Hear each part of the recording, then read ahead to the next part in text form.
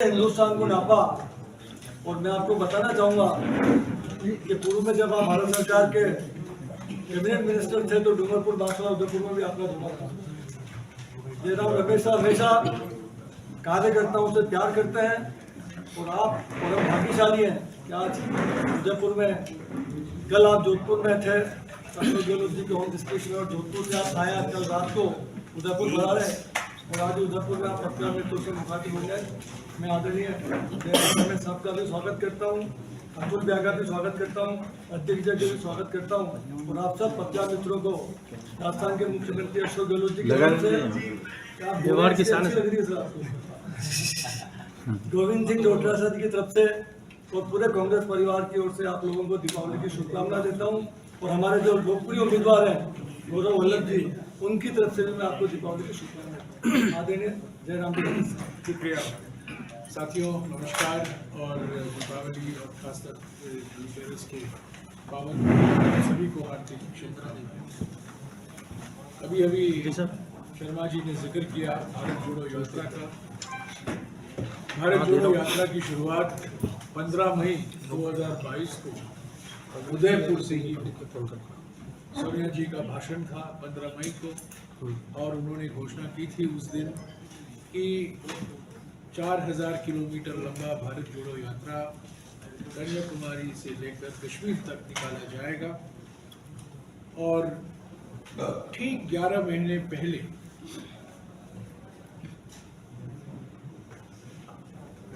हमारे नेता राहुल गांधी जी के नेतृत्व में भारत जोड़ो यात्रा राजस्थान से निकली। हम लोग यहाँ करीब 16 दिन चले। झालावाड़, सवाई माधोपुर, कोटा, बुधनी, दौसा और अलवर होकर हम लोग आगे बढ़े। और कांग्रेस के सभी कार्यकर्ता, सभी नेता, सभी हितैषी, शुभचिंतक, सब लोग भारत जोड़ो यात्रा में जुड़ गए थे राजस्थान।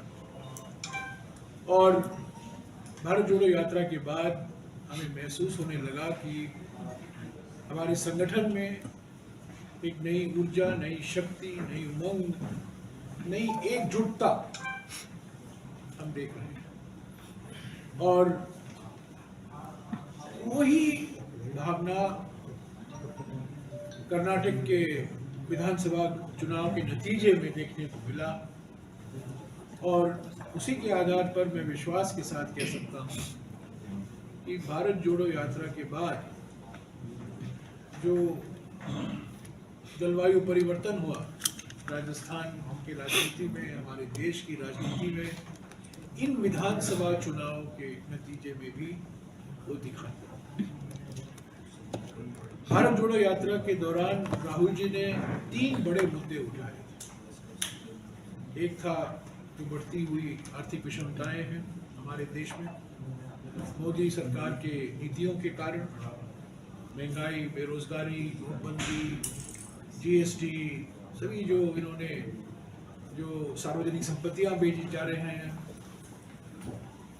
एक मिसाल जो है यहाँ हिंदुस्तान जिंक का, उदयपुर में ही पहला सार्वजनिक क्षेत्र का कंपनी जो बेचा गया था हिंदुस्तान जिंक की थी। उसके बाद में सारे कंपनियां बेचनी शुरू हो गए। आर्थिक विषमताएं बढ़ी हैं, और उसके बारे में राहुल जी ने खूब जिक्र किया भारत जोड़ो यात्रा। दूसरी बात उन्होंने कही कि सामाजिक ध्रुवीकरण को जो प्रोत्साहन दिया जा रहा है, खास तौर से चुनावी फायदे के लिए, चुनावी रणनीति के रूप में, उसका भी जो दुरअसर पड़ रहा है हमारे समाज में, लोगों में जो एक भय और शक का वातावरण पैदा करने की कोशिश की जा रही है, एक षड्यंत्र रचा जा रहा, उसके बारे में उन्होंने लोगों से बात की। और तीसरा प्रमुख विषय था वो राजनीतिक तानाशाही था। जिस तरीके से संविधान पर आक्रमण हो रहा है, लोकतांत्रिक संस्थाएं, हमारे सार्वजनिक संस्थाएं, हमारे संवैधानिक संस्थाएं का दुरुपयोग हो रहा है, इसका मिसाल मैं दूंगा आपको, उससे भी हमारे लोकतंत्र के लिए खतरा पैदा है। तो ये 3 बड़े मुद्दे थे। आर्थिक विषमताएं, सामाजिक ध्रुवीकरण और राजनीतिक तानाशाही। और भारत जोड़ो यात्रा के बाद हमारे संगठन में एक परिवर्तन आया, एक हमारे राजनीति के लिए एक परिवर्तनकारी क्षण निकला और कांग्रेस पार्टी में एक नई जान आई। और जैसा कि मैंने आपको कहा, मई के महीने में कर्नाटक में हमें देखने को मिला, नतीजा जो निकला हमारे लिए, हमें स्पष्ट बहुमत मिला और उसी उम्मीद के साथ हम जो चुनाव होने वाले हैं छत्तीसगढ़ में, मध्य प्रदेश में, मिजोरम में, राजस्थान में और तेलंगाना में, उसी उम्मीद के साथ, उसी भावना के साथ, उसी सकारात्मक स्पिरिट के साथ हम ये प्रचार कर रहे हैं और हमें पूरा विश्वास है कि हमें जनादेश, स्पष्ट जनादेश मिलेगा। दूसरी बात जो मैं कहूँगा आपसे कि जो हमारा चुनावी अभियान है, जो हमारा चुनावी प्रचार एक सकारात्मक प्रचार है। जो पिछले 5 साल से कांग्रेस की सरकार रही है, अशोक गहलोत जी मुख्यमंत्री रहे हैं, सभी कांग्रेस कार्यकर्ता, कांग्रेस मंत्री, कांग्रेस संगठन के हर सदस्य ने काम किया है और जो पिछले 5 साल में जो हमारी सरकार की ओर से बड़ी उपलब्धियां हासिल की है, चिरंजीवी स्वास्थ्य योजना हो या शहरी रोजगार गारंटी योजना हो, ये हमारे देश के लिए एक मिसाल बन गई है। प्रधानमंत्री बार बार गुजरात मॉडल की बात करते हैं, तो पिछले 5 साल में एक राजस्थान मॉडल भी आया, स्वास्थ्य के क्षेत्र में, शिक्षा के क्षेत्र में, किसानों के लिए, महिलाओं के लिए। तो इन्हीं उपलब्धियों के आधार पर हम जनता के बीच में जा रहे हैं और फिर से जनादेश की मांग कर रहे हैं। और अगले 5 साल में हम क्या करेंगे? राहुल जी ने हमारे राजनीतिक शब्दकोश के लिए एक नया शब्द ढूंढ निकाला है, गारंटी। हमने कर्नाटक चुनाव में 6 गारंटियों का जिक्र किया था, हमने वादा किया था, राहुल जी ने वादा किया था, हमारे कांग्रेस अध्यक्ष मल्लिकार्जुन खड़गे जी ने वादा किया था और हमें जनादेश मिला। और 1 महीने के अंदर कर्नाटक की सरकार ने ये 6 गारंटियों को लागू करने के लिए प्रक्रिया शुरू की। ऐसे ही उसी विश्वास के साथ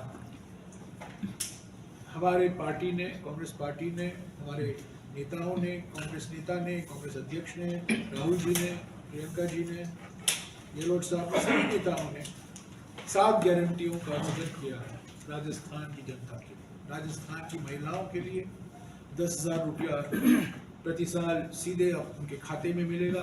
गैस सिलेंडर जो अन्य राज्यों में, गुजरात में, उत्तर प्रदेश में, मध्य प्रदेश में 1200 रुपया, 1300 रुपया प्रति सिलेंडर होता है दाम, यहाँ 500 रुपया है और वो 500 रुपया ही रहेगा, वो भी गारंटी हमने दी है। युवाओं को हमने गारंटी दी है, किसानों के लिए हमने गारंटी दी है, सरकारी कर्मचारियों के लिए पुराने पेंशन स्कीम लागू करने का हमने गारंटी दी है। और आप देखेंगे ये गारंटी कागजी वादे नहीं रहेंगे, कुछ ही 1, 2, 3 महीने के अंदर इस पर कार्यवाही की जाएगी जब हमारी सरकार बनेगी और लोग देखेंगे कि कांग्रेस पार्टी जो कहती है गारंटी के बारे में वो पूरा कर ही रहेगी। तो समाज के हर वर्ग के लिए, महिलाओं के लिए, युवाओं के लिए, किसानों के लिए, सरकारी कर्मचारियों के लिए, आदिवासियों के लिए, वंचित वर्गों के लिए हमने गारंटियाँ दी हैं। कुछ 7 प्रमुख गारंटियाँ हैं जिसकी जानकारी आपके पास है। तो ये 5 साल की उपलब्धियाँ और अगले 5 साल के लिए जो 7 गारंटी दी है, उसी के आधार पर हम ये चुनाव में उतरे हैं। हमारे उम्मीदवार, हमारे नेता चुनावी प्रचार में लगे। तो हमारा चुनाव का प्रचार बहुत सकारात्मक है। मैं कहूँ बीजेपी के हाथ में, प्रधानमंत्री के हाथ में सिर्फ 2 ही हथियार हैं।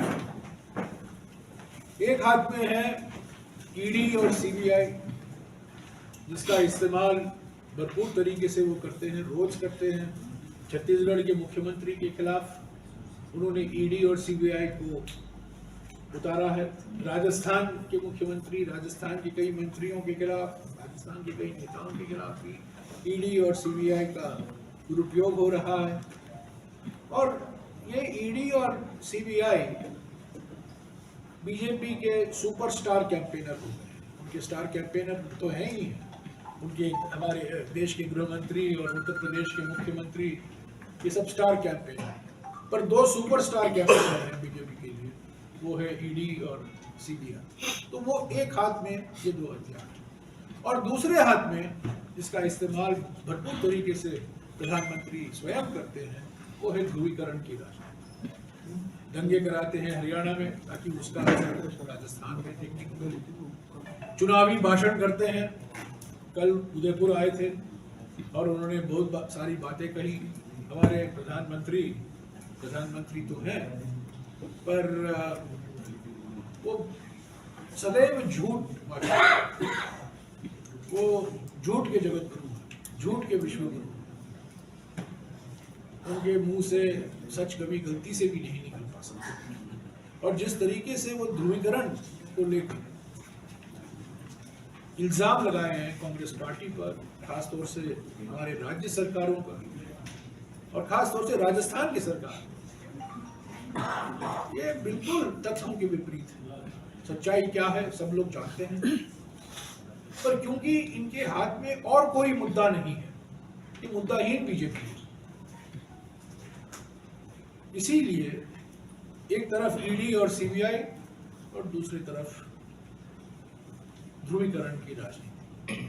इनके अलावा बीजेपी के हाथ में कुछ नहीं है। अगले एक हफ्ते 8 दिन के लिए यही दो हथियार ये इस्तेमाल करेंगे। माफ कीजिएगा, ये थोड़ा चल रहा है, बार बार नीचे गिर जाएगा, साइज थोड़ा ज्यादा है बाल की। तो प्रधानमंत्री के प्रचार में यही, छत्तीसगढ़ में भी यही है और राजस्थान में भी यही हो रहा है। अंत में ये चुनाव विधानसभा के, हम राज्य से संबंधित मुद्दों पर ही ये चुनाव लड़ रहे हैं। ये कोई दिल्ली में सरकार बनाने के लिए चुनाव नहीं है, प्रधानमंत्री पद के लिए चुनाव नहीं है। राजस्थान किस पार्टी की सरकार बनेगी उसके लिए ये चुनाव है। परंतु मोदी सरकार की कुछ नीतियां हैं, केंद्र सरकार की कुछ नीतियां हैं जिसका मैं जिक्र करना चाहता हूं, क्योंकि वो राज्य सरकारों पर और खास तौर से राजस्थान पर इसका नकारात्मक असर हो रहा। भारत जोड़ो यात्रा के समय में राहुल जी ने बार बार पूर्वी राजस्थान कनाल परियोजना की बात की।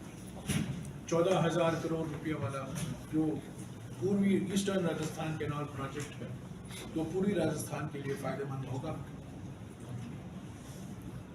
और अफसोस की बात यह है कि केंद्र सरकार से कुछ समर्थन नहीं मिला।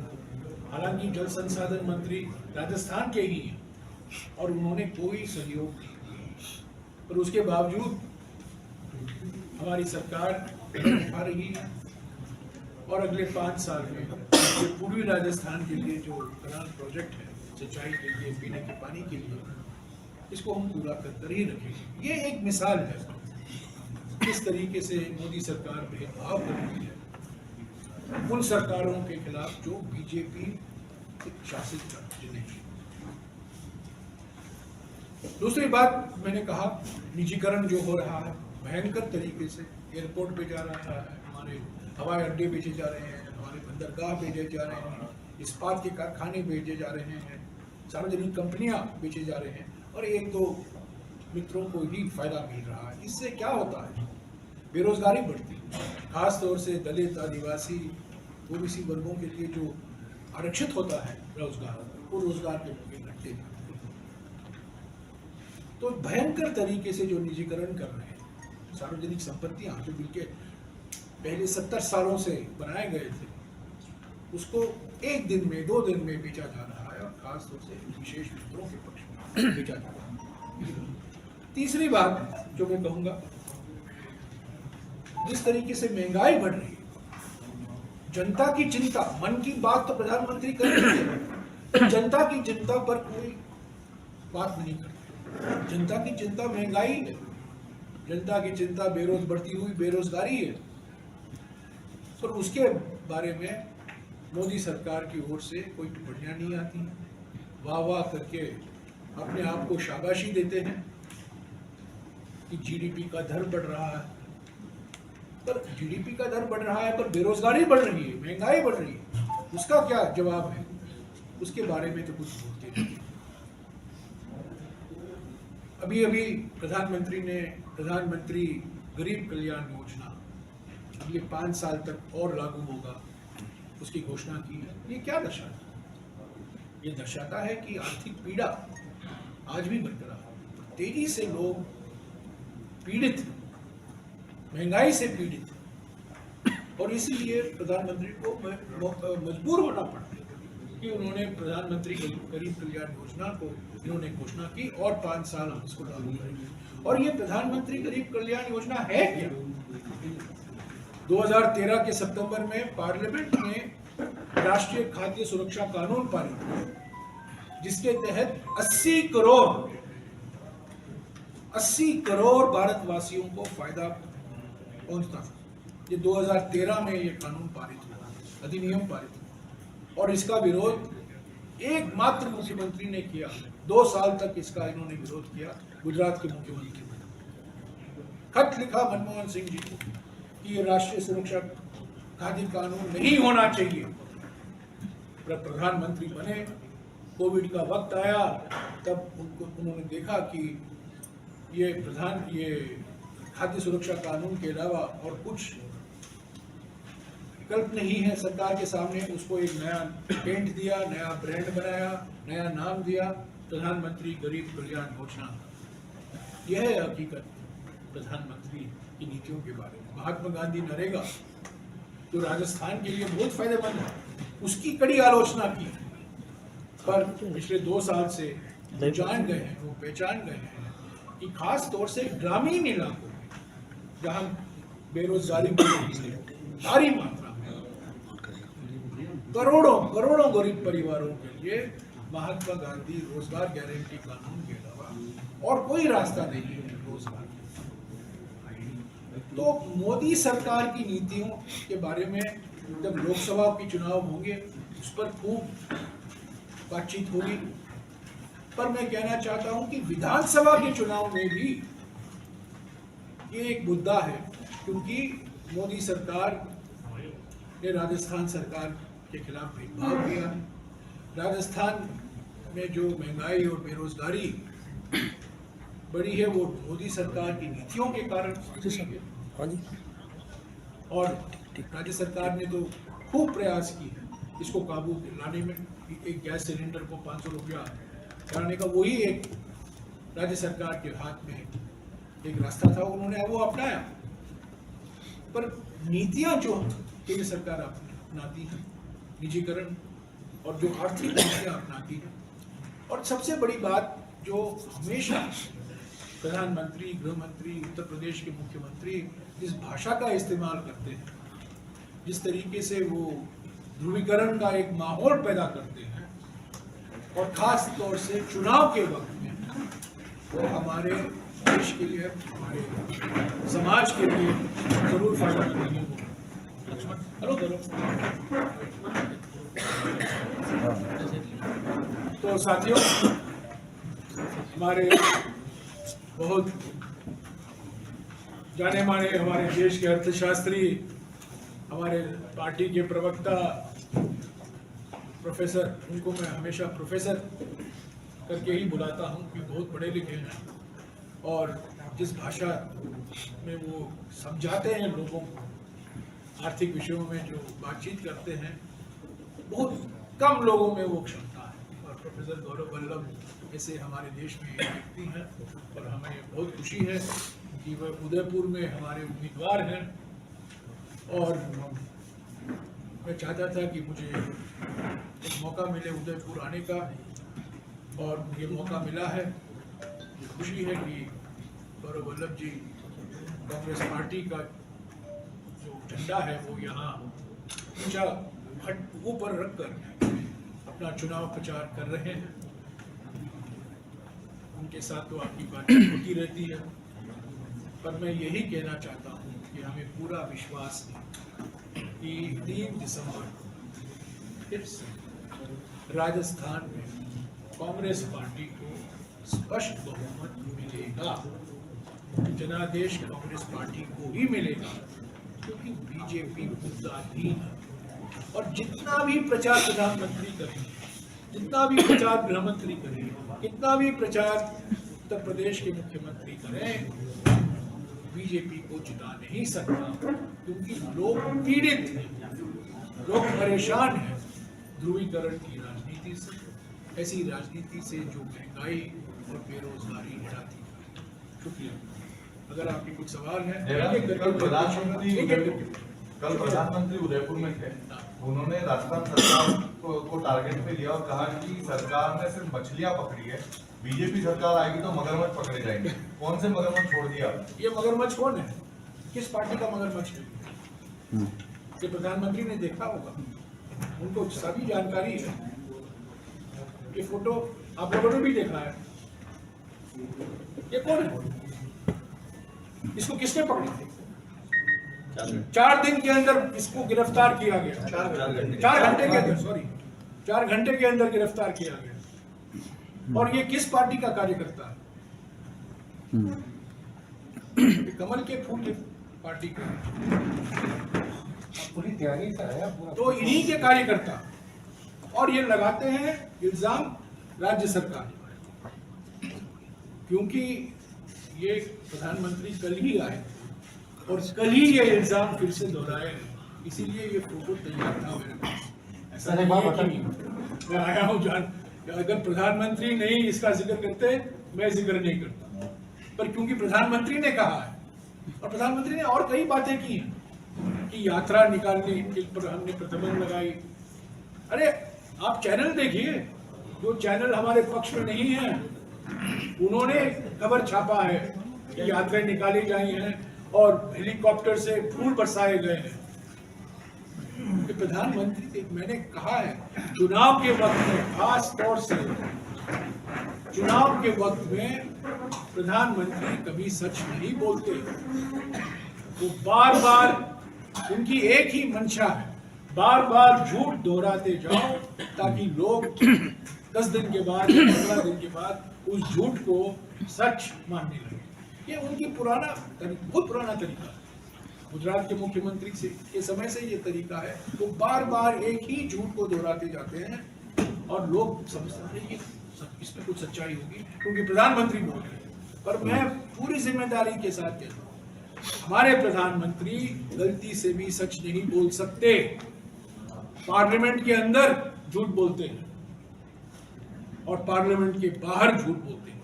जब चुनाव का वक्त नहीं होता है झूठ बोलते हैं, जब चुनाव का वक्त होता है तब तो सुपर झूठ बोलते हैं। और कल आपको देखने को, सुनने को मिला किस तरीके से वो झूठ बोलते हैं। पेपर लीक के मामले में सरकार कहीं कहीं गिरी है। आपको लगता है पेपर लीक के मामले में बहुत कुछ हो सकता था? राजस्थान में पेपर लीक के मामले में सरकार को खूब घेरा जा रहा है। पेपर लीक और भ्रष्टाचार 2 बड़े मुद्दों पर घेर रहे हैं। क्या बताओ? देखिए, पेपर लीक में कौन सी सरकार ने बुलडोजर चलाया? वो कांग्रेस की सरकार ने पेपर लीक में लिप्त लोगों के घरों पे, दफ्तरों पे बुलडोजर चलाया। पर हिंदुस्तान में एक युवा पीढ़ी को किसने खत्म किया? मध्य प्रदेश में व्यापम का एक जो महाघोटाला हुआ, उसमें एक पूरी जनरेशन नौकरी विहीन हो गई। गुजरात के अंदर सब इंस्पेक्टर का, पटवारी का, स्कूल टीचर्स का पेपर लीक हुआ, क्या कार्रवाई हुई? हमने तो असेंबली के अंदर बिल पास करवाया कि पेपर लीक में जो दोषी है उनको बख्शा नहीं जाएगा। अशोक गहलोत जी की सरकार ने जो पेपर लीक में जो दोषी थे उनके ऑफिसों पर, दफ्तरों पर, घरों पर बुलडोजर चलाने की कार्रवाई करी। और मैं आपके माध्यम से एक बात कहता हूं, कान खोलकर सुन लो जो लोग भी पेपर लीक में, अगर 0.00001% भी पेपर लीक में हाथ होगा तो हम बख्शेंगे नहीं। 3 दिसंबर को पुनः हमारी सरकार बनने जा रही है और वापस से ऐसी सरकार जो 500 रुपए में सिलेंडर देने का काम करती हो, जो 25 लाख का बीमा इंश्योरेंस, जो हेल्थ इंश्योरेंस का काम करती है। जयराम रमेश जी हमारे पार्टी के सीनियर लीडर, आपको पता है राइट टू एम्प्लॉयमेंट में जो मनरेगा जब बना, जयराम रमेश जी का उसमें बहुत बड़ा कंट्रीब्यूशन था। राइट टू इंफॉर्मेशन यूपीए सरकार ने दिया, राइट टू एजुकेशन यूपीए सरकार ने दिया, और राजस्थान की सरकार पहली ऐसी राज्य की सरकार बनी जिन्होंने अपने नागरिकों को, अपने राज्य के वासियों को राइट टू हेल्थ दिया। 25 लाख का बीमा।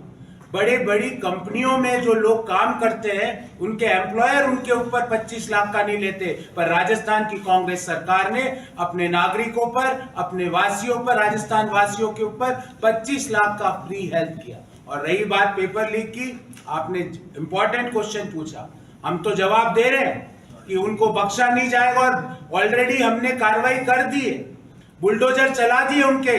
पर व्यापम का क्या हुआ? क्या व्यापम को हम भूल जाए? भर्ती में भूतो ना भविष्यता, कोई भी भर्ती में व्यापम से बड़ा भ्रष्टाचार हो ही नहीं सकता। हजारों 100 लोगों ने खुदकुशी की, क्या भूल जाए हम कि जिसका नाम व्यापम में आता अगले दिन पंकज जी वो खुदकुशी कर लेता? ये क्या हो रहा? ये क्या हुआ? इसको भूल जाए। गुजरात में सैकड़ों परीक्षाओं के पेपर लीक हुए, क्या कार्रवाई हुई? हाँ, हमने हमारे यहाँ 2-4 परीक्षाओं के, भर्ती परीक्षाओं के पेपर लीक हुए, हमने कार्रवाई करी, और आज भी वो लोग जो लिप्त है वो हमारे कानूनी कार्रवाई के तहत हमारे पास, हम जेलों में बंद है, हवालात के पीछे। तो ये कार्रवाई हमने की है, और आगे भी, अभी मैनिफेस्टो में भी पेपर लीक आगे ना हो, किस तरह की भर्ती प्रक्रिया सुदृढ़ हो, इसके बारे में एक पूरा मॉडल को हम देने को जा रहे हैं। एक और 1-2 बात जोड़ू इससे। इन्होंने अभी व्यापम का जिक्र किया। मैं प्रधानमंत्री से पूछना चाहता हूँ, मध्य प्रदेश में पिछले 18 सालों में इतने घोटाले हुए हैं, व्यापम घोटाला, नर्सिंग घोटाला, और महाकाल को लेकर एक घोटाला, करीब पटवारी घोटाला, 250 घोटाले हुए हैं। इन्होंने क्या कार्रवाई? कल मैंने पढ़ा, प्रधानमंत्री ने कुछ आरोप लगाए हैं राजस्थान सरकार पर, महिलाओं पर जो अत्याचार होता है। मध्य प्रदेश नंबर 1 स्थान पर है महिलाओं पर अत्याचार के मामले में, आदिवासियों पर अत्याचार के मामले में मध्य प्रदेश नंबर 1 है। क्या कार्रवाई की प्रधानमंत्री ने? क्या कार्रवाई की बीजेपी पार्टी ने? आदिवासी की बात करते हैं, वन अधिकार अधिनियम कब आया? वन अधिकार अधिनियम 2006 में, जब मनमोहन सिंह जी प्रधानमंत्री थे तब लागू हुआ, और वन अधिकार अधिनियम के तहत आज लाखों आदिवासी परिवारों को व्यक्तिगत पट्टे और सामुदायिक पट्टे भी मिलते हैं, उसका प्रावधान है। और उस कानून को कमजोर करने में पिछले 10 साल से नरेंद्र मोदी की सरकार लगी हुई है। भूमि अधिग्रहण कानून लाया गया 2013 में, उसको कमजोर करने में मोदी सरकार लगी हुई है।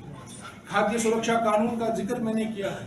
खाद्य सुरक्षा कानून ये बंद करना चाहते थे, क्योंकि इसका विरोध गुजरात के मुख्यमंत्री ने किया था, पर कोविड के समय उनको पता चल गया कि इसको कमजोर नहीं किया जा सकता, इसीलिए इसको एक नया नाम दिया गया, प्रधानमंत्री गरीब कल्याण योजना। जयराम जी, महात्मा गांधी नरेगा, कितनी कड़ी आलोचना हुई प्रधानमंत्री के मुंह से पार्लियामेंट के अंदर।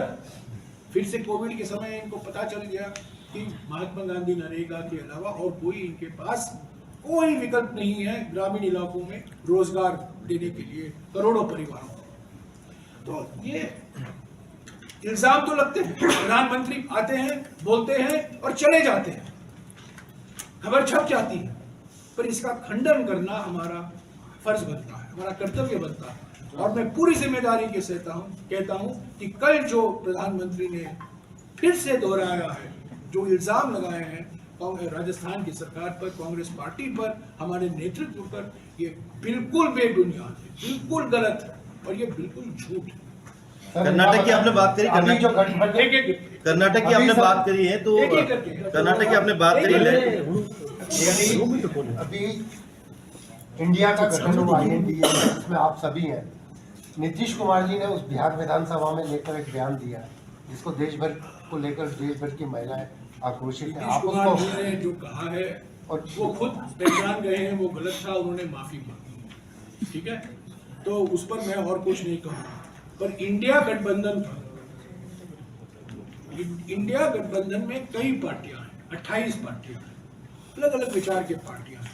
कुछ ऐसी पार्टियां हैं जिनके खिलाफ हम चुनाव लड़ते हैं राज्यों में, पर ये इंडिया गठबंधन जो है लोकसभा चुनाव के लिए बनाया गया।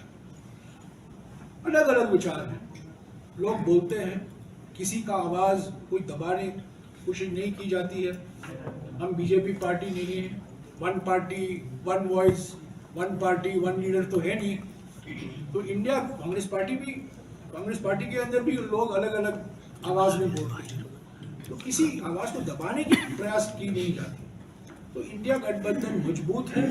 हमने नारा भी दिया है 2024 के चुनाव के लिए, जुड़ेगा भारत जीतेगा इंडिया, और इसी नारे के आधार पर हम चुनावी अभियान लगाएंगे 2-3 दिसंबर के बाद। जब चुनाव के रिजल्ट आएंगे उसके बाद सारी इंडिया पार्टियां, खासतौर से कांग्रेस पार्टी इसमें लग जाएंगे। एक बात एक और कहूं कि कांग्रेस पार्टी का मजबूत होना जरूरी है इंडिया गठबंधन की सफलता के लिए। इसीलिए हमने पूरे परिश्रम, पूरा समय हमने इन 5 राज्यों में दिया है, क्योंकि ये हमारे लिए बहुत महत्व रखता है। और कोई इंडिया पार्टी है इन 5 राज्यों में मौजूद नहीं, हमारे लिए बहुत महत्व है और हम जीतेंगे। और इसका असर न केवल कांग्रेस पार्टी पर पड़ेगा पर इंडिया गठबंधन पर भी पड़ेगा। अगर मजबूत कांग्रेस है तो इंडिया गठबंधन के लिए एक फेविकॉल मिल जाता है। कर्नाटक में सरकार गिरने वाली है, लहर सिंह सिरोया कह रहे हैं मजबूत कांग्रेस इंडिया के लिए एक फेविकॉल है। हाँ जी, आप बार बार पूछ रहे थे। लहर सिंह सिरोया ने अभी 3 दिन पहले उदयपुर में कॉन्फ्रेंस की और कह रहे हैं कि कर्नाटक में सरकार गिरने वाली, जिस तरीके से जो है अर्थव्यवस्था वहां पर बिगड़ी है, मुफ्त की रेवड़ियां बांटी है, तो उसको कर्नाटक की सरकार 5 साल तक चलेगी। 5 साल तक हमें स्पष्ट बहुमत मिला है। ये ऑपरेशन कीचड़ चलाते रहेंगे, उसका नाम देंगे ऑपरेशन लोटस, पर वास्तविकता यह है कि ऑपरेशन कीचड़ है। 6 महीने हो गए हैं कर्नाटक में, आज तक बीजेपी ने अपने संसदीय दल का नेता नहीं चुना है और ये दावा करते हैं कि कांग्रेस इस पार्टी में अब शामिल होंगे, कांग्रेस वाले। अरे ये पार्टी 6 महीने तक अपना नेता नहीं चुन पा रही है कर्नाटक में। ये दुनिया भर की बातें बोलते हैं, कर्नाटक में बड़े परेशानी में। वो ये नहीं उम्मीद करते थे कि वो चुनाव हारेंगे, और जिस मैंडेट जो जनादेश कांग्रेस को मिला है भरपूर मिला, स्पष्ट मिला है, अति स्पष्ट मिला, अत्यंत स्पष्ट मिला। ये कभी बीजेपी उम्मीद नहीं कर सकती। भोखलाई हुई है, घबराई हुई, इसीलिए रोज कुछ ना कुछ खबरें छपती है, पर इसमें बिल्कुल कोई तथ्य नहीं। सर, इलेक्ट्रल बॉन्ड पे कांग्रेस का क्या स्टैंड? कहा इलेक्ट्रल बॉन्ड पे? इलेक्टोरल बॉन्ड का हम पूरा भरपूर विरोध करते हैं। इलेक्शन फंडिंग में पारदर्शिता आना जरूरी है, और ये इलेक्टोरल बॉन्ड ये तरीका है जो बड़े बड़े उद्योग पूंजीपति हैं, आप देखिए 80% 80 से भी ऊपर 85% इलेक्टोरल बॉन्ड सिर्फ बीजेपी को गया है। तो ये इसके खिलाफ है। हमने हमारी आवाज उठाई है संसद के अंदर, सुप्रीम कोर्ट के सामने, और हम उम्मीद रखते हैं कि ये इलेक्टोरल बॉन्ड का जो तरीका निकाला गया था बीजेपी के हाथ से 2015 के बाद जो बातचीत हुई, ये एक तरीका था कि इलेक्टोरल बॉन्ड का नाम दे दिया। ये एक बैकडोर तरीका है कि पूंजीपतियों से उनको भरपूर तरीके से धनराशि बंद होना चाहिए। हम इसका बिल्कुल विरोध करते हैं। बंद होना चाहिए इलेक्ट्रल बॉन्ड बंद होना चाहिए। ये इलेक्ट्रल बॉन्ड्स की जो इसका ये जो इलेक्ट्रल बॉन्ड ये बीजेपी ने लाया है, इसको जरूर बंद करना है। पर इलेक्शन में फाइनेंसिंग और फंडिंग की प्रणाली में पारदर्शिता लाना जरूरी है। ये तरीका नहीं है, ये एक बैकडोर तरीका है बीजेपी को पूंजीपतियों से धनराशि मिलने का। वो इसके पक्ष में नहीं है। ये इलेक्ट्रल बॉन्ड स्कीम जो लाया गया है, जो मंजूरी दी गई है, इसका विरोध न केवल कांग्रेस पार्टी ने किया है, इसका विरोध रिजर्व बैंक ऑफ इंडिया ने भी किया था। इसका विरोध तत्कालीन governor reserve bank of India, जिनको पद छोड़ना पड़ा, उर्जित पटेल, उन्होंने इसका विरोध किया। इनका विरोध अभी सुभाष गर्ग, जो राजस्थान के फाइनेंस सेक्रेटरी थे, जो हमारे देश के फाइनेंस सेक्रेटरी बने, उन्होंने वो किताब लिखा है जो किस तरीके से इलेक्ट्रल बॉन्ड आया, किसने विरोध किया, क्यों विरोध किया, इसके बारे में उन्होंने बहुत कुछ लंबा लिखा है।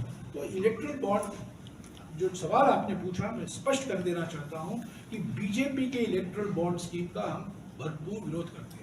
मैं ये पूछ रहा था कि कल प्रधानमंत्री जी ने कहा था कि आदि से कांग्रेस जमानत पे है क्योंकि बुखार नहीं उतर रहा है। क्या कहूँ? आदि से ऊपर कांग्रेस जमानत पर, फिर बुखार नहीं उतर रहा है। देखिए, प्रधानमंत्री, हर चीज जो प्रधानमंत्री बोलते हैं उस पर मैं नहीं समझता हूं हमें टिप्पणी करनी चाहिए। जहां इल्जाम लगाते हैं हम उस इल्जाम का खंडन जरूर करते हैं। और मैंने ये भी कहा एक दिन, सोचा अतुल जी थे मेरे साथ भारत जोड़ो यात्रा के समय, जब प्रधानमंत्री हमारे नेताओं के बारे में झूठ बोलना बंद करेंगे, हम प्रधानमंत्री के बारे में सच्चाई बोलना बंद करेंगे। आप समझ गए? मर्दों का प्रदेश बताया था शांति धारीवाल ने, उसी को कहीं कहीं बयान बनाया है। कल फिर चर्चा हो रही है, मर्दों का प्रदेश है राजस्थान। किसका प्रदेश?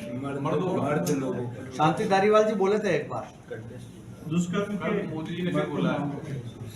क्या कंटेक्ट, संदर्भ क्या था? विधानसभा में एक बार शांति धारीवाल जी ने एक दुष्कर्म के मामले पे ये कहा था कि राजस्थान मर्दों का प्रदेश है। इसी को कोट कल प्रधानमंत्री ने किया था। प्रधानमंत्री जी ने ये झूठ कोट किया है। पूरा संदर्भ बता दो। शांतिलाल धारीवाल जी जब लॉ एंड ऑर्डर पे चर्चा चल रही थी विधानसभा में, तो उस चर्चा में उन्होंने कहा कि ये मर्दों का प्रदेश है जो महिलाओं का सम्मान करता है। बलात्कार पे बोला, इस पे नहीं बोला था। बलात्कार पे उन्होंने माफी मांगी है ना। लॉ एंड ऑर्डर में ही बलात्कार का इशू चल, बलात्कार दुष्कर्म पे बोल रहे थे। हाँ बराबर है, दुष्कर्म पे ही चर्चा चल रही थी। दुष्कर्म लॉ एंड कानून ऑर्डर व्यवस्था, कानून व्यवस्था पे जब चर्चा होती है अधिवेशन में, कानून व्यवस्था पर एक अलग से चर्चा होती है, उसमें बलात्कार और दुष्कर्म पे जो चर्चा चल रही थी, उन्होंने कहा था कि यहाँ सम्मान होता है, यहाँ बलात्कार होना दुर्भाग्यपूर्ण है। तो उसे काट कर, जिस तरह से आगे पीछे प्रीफिक्स सफिक्स काट कर करते हैं, वही प्रधानमंत्री करते हैं। तो जो सर ने अभी कहा, आपके हिसाब से सही था क्या? धारीवाल जी का बयान सही था आपके? नहीं, धारीवाल जी का बयान ये था, ये महाराणा प्रताप जैसे बड़े बड़े, मांगी थी बाद में। सुनिए सुनिए ना। मर्दों का प्रदेश है, ये पराक्रमी लोगों का प्रदेश है और ये महिलाओं का सम्मान करता है। यहाँ इस तरह का बलात्कार या दुष्कर्म होना ये दुर्भाग्यपूर्ण है, लेकिन उतना ही पकड़कर मर्दों का प्रदेश है वही बोला गया है, ये सच्चाई है। तो माफी क्यों मांगी? सुनिएगा। अच्छा सुनिए, अगले और कोई क्वेश्चन है? सर जयराम जी, राहुल गांधी लोग बहुत एक लाइन की खोज में है। सर राहुल गांधी बहुत समय से राजस्थान की यात्रा पे नहीं आए हैं। उसका क्या राहुल कारण गांधी है? लद्दाख गए हैं, राहुल गांधी मिजोरम गए हैं, राहुल गांधी केदारनाथ गए हैं, राहुल गांधी छत्तीसगढ़ गए हैं, राहुल गांधी मध्य प्रदेश गए हैं और राहुल गांधी राजस्थान भी आएंगे। क्या सेमीफाइनल में अरे आते हैं? 15 तारीख तक चुनावी प्रचार, 17 तारीख को पहले छत्तीसगढ़ और मध्य प्रदेश में चुनाव है। यहाँ चुनाव कब है? तो ये सर यही जवाब है आपका। सर एक सवाल है। इसको आप चुनावी मुद्दा बना रहे हैं। सर आपने कहा कि बीजेपी ने सामाजिक ध्रुवीकरण किया समाज में, लेकिन कल पीएम ने ये कहा है कि कांग्रेस की तुष्टिकरण की नीतियों ने राजस्थान की संस्कृति और कोई गौरव को पुष्टिकरण नहीं है, खतरे में डाल दिया। वो उन्होंने मिसाल क्या दिया पुष्टिकरण का? वो बिल्कुल गलत मिसाल था। तुष्टिकरण, मिसाल था। तुष्टिकरण। तुष्टिकरण का यही मिसाल था ना कि हम अपीसमेंट करते हैं। ये कहाँ अपीसमेंट किया? ये तो बीजेपी का कार्यकर्ता निकला और 4 घंटे के अंदर इसको गिरफ्तार किया गया और उसकी बहुत चर्चा की गई, पार्लियामेंट में चर्चा की गई। और हम राजस्थान के सभी सांसद, मैं राज्यसभा की बात करता हूँ, यहाँ के जो बड़े बड़े नेता थे राजस्थान के, घनश्याम तिवारी जी और कई लोग, किरोड़ी मल मीला, घनश्याम तिवारी, सब लोग, गजेंद्र सिंह शेखावत, और जब ये बताया गया कि 4 घंटे के अंदर इसको गिरफ्तार किया गया और बीजेपी का ये कार्यकर्ता निकला, तो सब चुप हो गए। क्या सेमीफाइनल मानते हो इस इलेक्शन को? हाँ? इस इलेक्शन को सेमीफाइनल मानते कितनी हो? सीटें आ रही राजस्थान में? इलेक्शन कोई T20 मैच नहीं है। सेमीफाइनल नहीं, T20 में ही तो सेमीफाइनल फाइनल होता है। तो ये चुनाव बड़ी गंभीर चुनाव, विचारधाराओं के बीच में टक्कर है, वचन पत्रों के बीच में टक्कर है। तो ये सिर्फ इसको सेमीफाइनल, इसमें ब्यूटी कॉन्टेस्ट, कौन होगा, किस व्यक्ति को जनादेश नहीं मिलता, पार्टी को जनादेश मिलता। पार्टी सिंबल पर लड़ती है, पार्टी के वचन पत्र के आधार पर लड़ती है। तो इसको सेमीफाइनल, क्वार्टर फाइनल, फाइनल, मैं इस भाषा का इस्तेमाल नहीं करता हूं और इस भाषा का विरोध नहीं करता। सर आपने हर एक चुनाव महत्व रखता है। ये राजस्थान के लिए फाइनल है, राजस्थान के फाइनल है इसलिए क्योंकि अगले 5 साल के लिए ये सरकार तय करेगी। राजस्थान के लिए तो सेमीफाइनल नहीं है। आप राजस्थान का दौरा कर रहे हैं, आपको क्या सिनेरियो दिख रहा है? कितनी सीटें आएगी?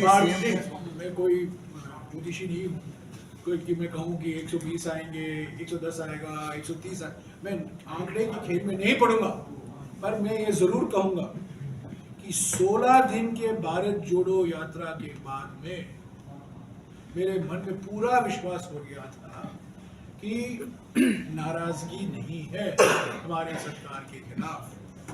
जो काम हमारी सरकार ने किया, इन्होंने एक जिक्र किया, प्रधानमंत्री बार बार कहते हैं गुजरात मॉडल।